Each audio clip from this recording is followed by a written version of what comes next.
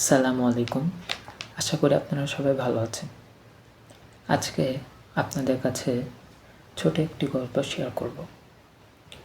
গল্পটি হলো একজন বাবা এবং তার সন্তান।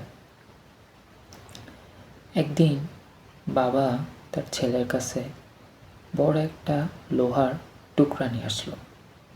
নিয়ে এসে বলল, আচ্ছা বলো তো এই লোহাটার দাম কত? ছেলে বলল, সর্বোচ্চ হলে 100 টাকা। বাবা বলল, আচ্ছা এই লোহাটাই যদি ছোট ছোট করে ব্রেক তৈরি করা হয় তাহলে এটার দাম কত? ছেলে কিছুক্ষণ চিন্তা করে বলল, তাহলে কয়েকশো টাকা তো হবেই। বাবা একটু মুচকি এসে বলল, আচ্ছা যদি এই লোহা দিয়ে যদি কোনো দামি ঘড়ি স্প্রিং তৈরি করা হয় তাহলে কত হবে? তখন ছেলে অনেক সময় চিন্তা ভাবনা করে বলল, তাহলে তো বাবা অনেক লক্ষ লক্ষ টাকা হবে তা।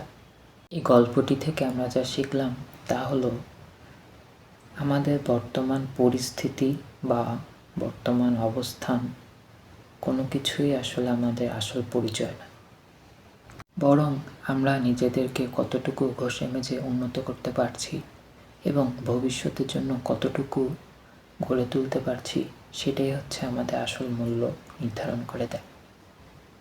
আজকে এই পর্যন্তই। গল্পটি কেমন লাগলো অবশ্যই কমেন্ট করে জানাবেন। আবারও দেখা হবে পরবর্তী কোনো ভিডিওতে। ধন্যবাদ।